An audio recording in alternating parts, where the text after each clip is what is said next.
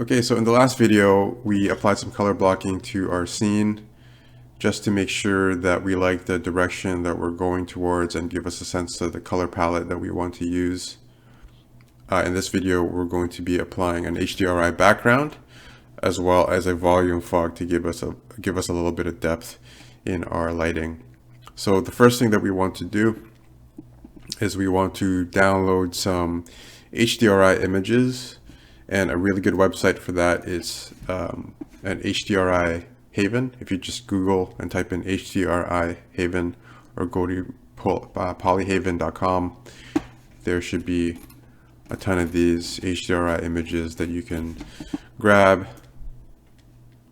Ton of different selections here, and it's all for free, which is awesome. And then once you have that, go back to Blender, and then we switch to our shading tab. So in the previous video, we were also playing around with the world tab here and just using the color to give us a bit of ambient lighting. So while that's good, we're just using a very flat color and it doesn't give us a lot of information. Whereas the HDRI image will give us a bit more depth and a lot more color information, a lot more brightness information, and it will give us a bit more or a lot more accurate lighting and improve the quality of our images. So once I have those downloaded, what I want to do first is go to Shift A. Actually, no, we got to switch to World tab here. Make sure that we're in the World tab or the World drop down here. And then currently what we see here is just the background color, right? Super flat color. If I go to Shift A and type in environment texture, it will give us these settings that are important. This equirectangular setting that we need for our HDRI image.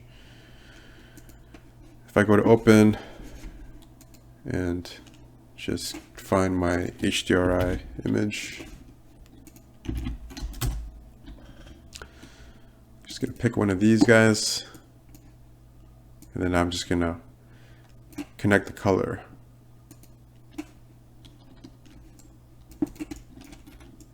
And now you see that we have this image in our background, and all the colors, all the information that's seen in this image, all the bright spots, like that bright sun behind the mountains there, the greenery, the sand, all that stuff is being used to actually light our scene, which is great. It's a lot better than having just a flat color. So I'm going to tweak this down a little bit, just because it's a little bit too strong right now. And again, we can iterate as much as we can, as much as we want later on. So right now we don't really have control of like the image itself, right? Like say I want to rotate it and use another part of the image. We can do that. So first thing I want to do is go to Shift A again, type in mapping. And then we also want to bring in a texture coordinate. Texture coordinate node. And then I'm going to take the texture coordinate node, the generated, hook it up to the vector of the mapping. And then the vector of the mapping, I'm going to hook it up to the vector of the HDRI image. And now if I spin this around, if I take the Z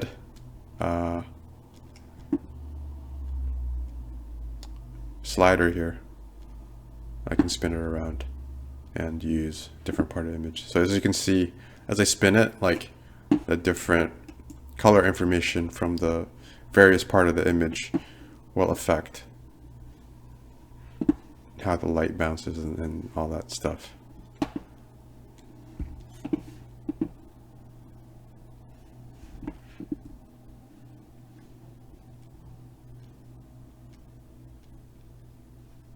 So yeah, we'll leave that there for now. And let's actually render this out in cycles so that we get a more accurate preview.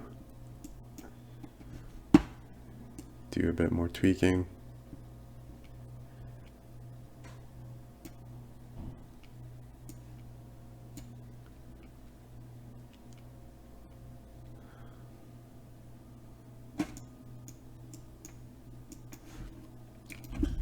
Now it's a bit too strong, so drop it down to something like that.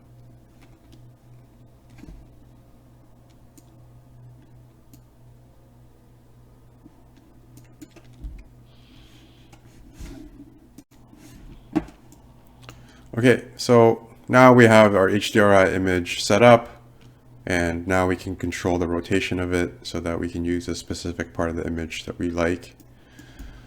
But now if I want to sort of hide the image a little bit, we can do that as well. So my plan for this scene is I'm just going to go into Photoshop once I'm done with the Blender part of it, and I'm going to comp out the background anyway to like add whatever I want.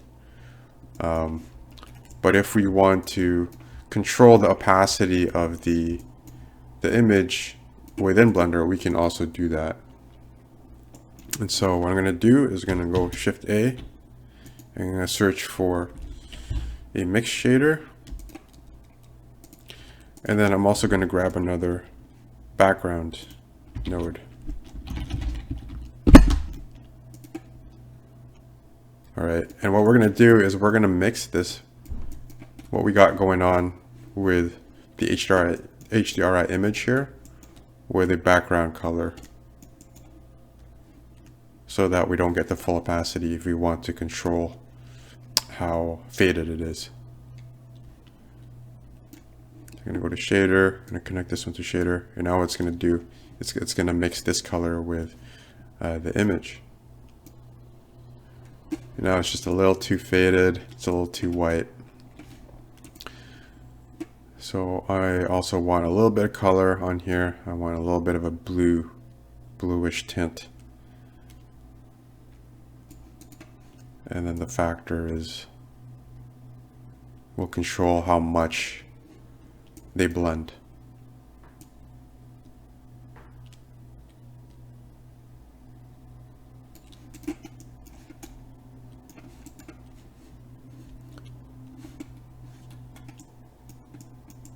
All right, so that's how I like to set up my HDRI image to help us light the ambient section of the scene. Okay, so now the next thing that I want to do is add a volume fog to the scene. So I'm going to go back to the layout tab.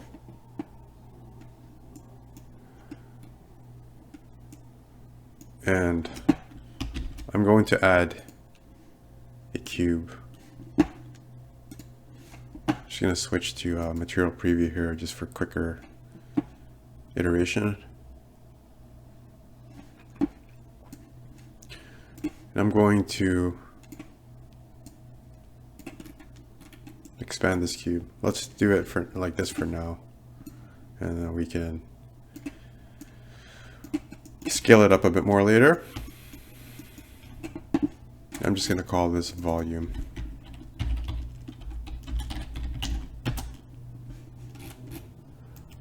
Okay. Now I'm going to go back to our shading tab. Go to object, and then now we are going to be applying a material to this cube that we have selected, right? So I'm going to go new. I'm going to name this matte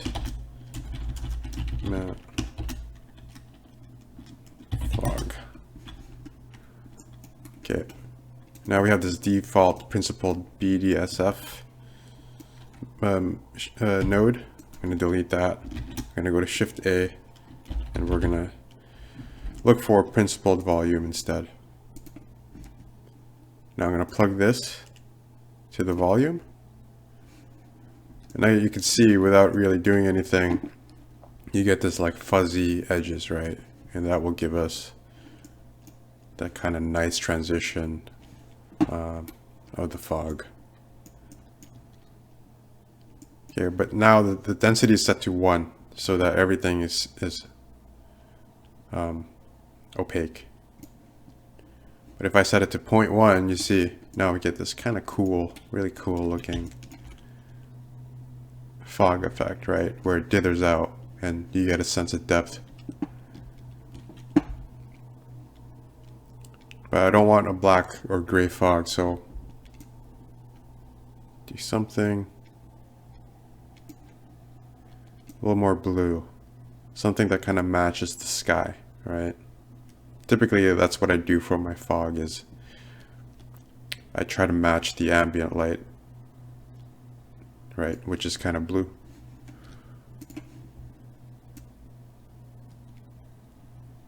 The HDRI image on the background too is a good indication of that, right? So like where the shadows of the mountains are, I think that's a good color to match for our fog.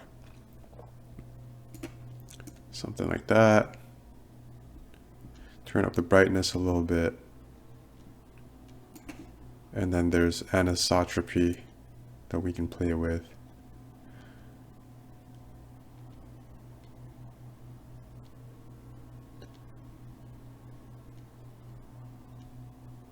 I don't really know what the technical sort of the technical functioning of this is, but all I know is that it kind of controls the brightness and the value of the fog. Okay, so now we have this. I'm gonna go back to layout. And I'm going to scale this back up a little bit.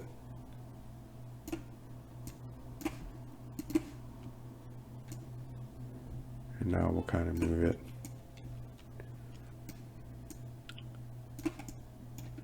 Sort of like that.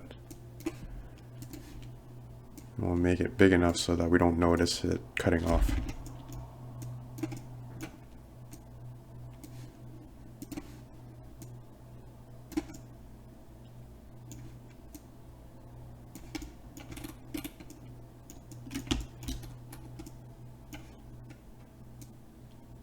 Something like that.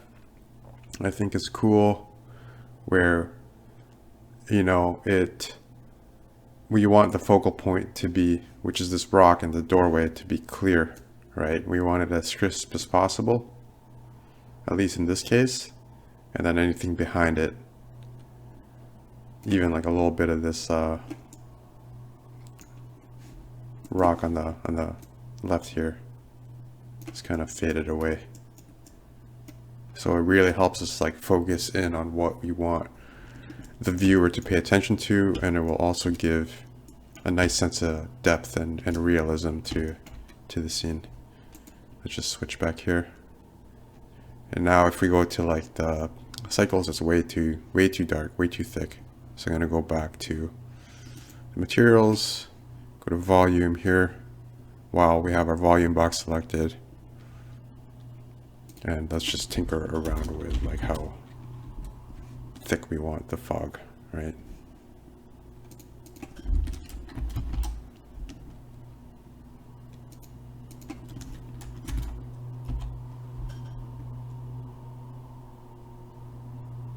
But yeah, we'll play with that around some more later. But now we have it blocked in, we have it functioning, and we can do a bit more tweaking as we go. And we'll end the video right there, so I'll catch you next time.